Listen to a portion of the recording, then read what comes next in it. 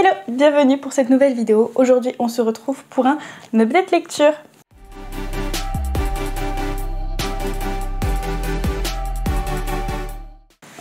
Donc normalement le dernier update lecture date de mi-juin je crois, quelque chose comme ça, on s'en était arrêté là. À ce moment-là j'étais dans ma relecture Fourth Wing que j'ai terminée et j'ai directement enchaîné évidemment avec Iron Flame que j'ai adoré. J'ai mis évidemment 5 étoiles, j'ai une légère petite préférence quand même pour le tome 1, donc Fourth Wing, mais franchement évidemment ça a continué dans la même lancée, on adore et voilà, j'ai rien à dire d'autre, juste que j'ai adoré en fait. La lecture suivante que j'ai terminée, c'était une lecture commune sur Twitch et c'est le mariage interdit, j'ai sans doute massacré le nom, donc c'est de Shun Chi-ye et le dessin de Sanchaek. C'était très sympa. Il y a beaucoup d'humour et en même temps d'émotion. Franchement, c'était très sympa. J'ai mis 4 étoiles parce que quand même, bon, c'est un tome 1, donc c'est un peu normal, mais justement, je trouve qu'il s'est pas tant passé de choses que ça. Ça met les bases, ça met le contexte, etc. Mais c'est vrai que finalement, bon, heureusement qu'il y a l'humour et les émotions parce qu'en soi, il se passe pas encore grand-chose. Donc c'est un peu le petit bémol. Sinon, j'ai adoré. Ensuite, un livre que j'ai dévoré, c'est Love on the Brain, mais est-ce que ça nous étonne finalement que je l'ai dévoré, sachant que c'est du Ali Hazelwood. Donc, Love on the Brain d'Ali Hazelwood, j'ai mis 5 étoiles, of course, j'ai adoré, même si, je crois que je l'ai dit dans les vlogs, au début j'étais quand même pas mal frustrée du comportement du héros masculin et des répercussions que ça donnait sur la carrière, on va dire, de l'héroïne, mais quand on a toutes les explications, finalement, on peut pas du tout lui en vouloir, même, il me semble. Et donc, on comprend, etc. Et l'autre petit bémol, c'est la fin, que j'ai trouvé un peu rapide, un peu... Ouais, j'aurais aimé qu'on s'apesantisse un peu plus sur voilà, cette fin. Parce que, voilà, il y a des choses qui se sont faites trop facilement, trop rapidement, et ça aurait mérité un peu plus d'approfondissement je pense, mais sinon évidemment j'adore. C'est du Ali Hazelwood tout craché, c'est dans la même veine que Love Hypothesis, donc si vous avez aimé Love Hypothesis, vous aimerez je pense Love on the Brain.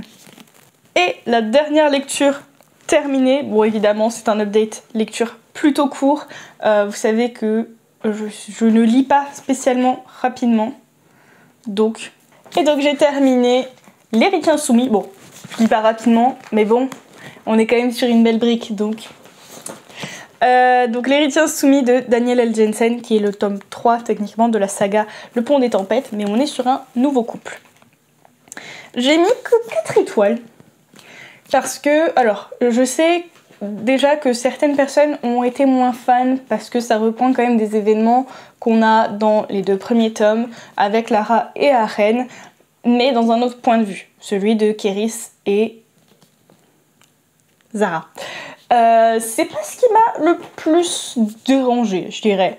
Ce qui fait que j'ai peut-être moins accroché, c'est que j'étais pas dedans. J'ai trouvé peut-être que l'attirance et la romance entre les deux, il nous manquait un peu du pourquoi, du comment, enfin, tout est arrivé facilement entre eux.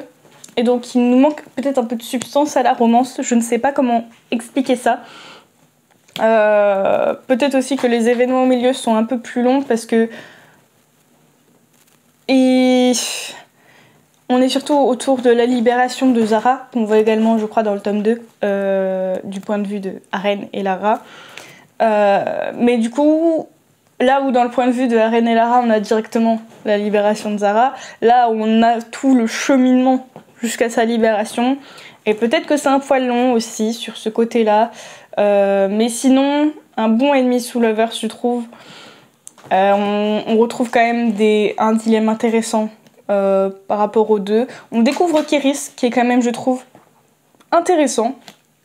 Les deux personnages ont des dilemmes, peut-être même plus présents que Lara et Aren, même si Lara avait un sacré dilemme, mais Aren n'en avait pas autant un.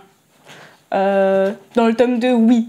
Mais je veux dire là, directement, dès le début de la relation, les deux ont un dilemme constant, que ce soit par rapport à leur couple et par rapport à leurs objectifs et leurs devoirs.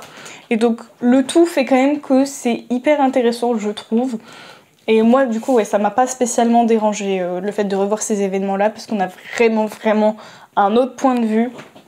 Et là-dessus j'ai trouvé quand même ça intéressant de voir ce qui s'est passé aussi de l'autre côté, et pour Maridrina du coup et Valcota. Donc voilà, on découvre quand même deux personnages super intéressants, mais je sais pas, il y a un petit truc de longueur et de romance un peu trop rapide qui a fait que j'ai pas autant accroché que pour la romance de Lara et Aren. Et du coup, on arrive sur les lectures en cours, j'en ai deux en ce moment. Déjà, j'ai Le Faucheur de sorcières de Charissa Wicks que je lis en e-book anglais. Je suis à 57%, donc on est pas mal avancé. Je l'ai commencé quand ? Mi-septembre, donc là on a fin septembre, oui c'est ça. Moi, je l'ai commencé début septembre on va dire, donc ça fait bien 3 semaines là maintenant que je l'ai commencé. On est à 57%, pour moi on est sur une belle avancée. Et également on a commencé une nouvelle lecture commune sur Twitch qui est Passion masquée de Solveig Levéder, et je suis à 25% de la lecture commune pour l'instant. Le Faucheur de sorcières, j'aime plutôt bien, même si je trouve quelques petits défauts, j'en ai déjà parlé en vlog, et je vous en parlerai un peu plus quand j'aurai terminé ma lecture. Mais pour l'instant, globalement, j'apprécie pas mal. Et pour Passion masquée, je suis pas encore entièrement convaincue par la plume et l'intrigue, donc je vais attendre d'en lire un peu plus avant de vous en parler davantage. Voilà, c'est tout pour cette update lecture, qui est quand même plutôt rapide, plutôt court. Des fois j'attends un peu plus pour vous faire des updates, mais là je me suis dit que j'allais quand même vous le faire maintenant, parce que le dernier datait de juin, donc ça me paraissait quand même pas mal un peu de refaire un point avant que j'oublie un peu tout. Même si je tiens quand même une sorte de journal de lecture, donc je sais à peu près ce que je lis, mais pour garder un peu des souvenirs assez frais des livres, pour vous en parler quand même un peu mieux, pour vous donner un retour un peu plus complet, même si mes retours sont pas non plus fous. Voilà, je préférais vous le faire maintenant.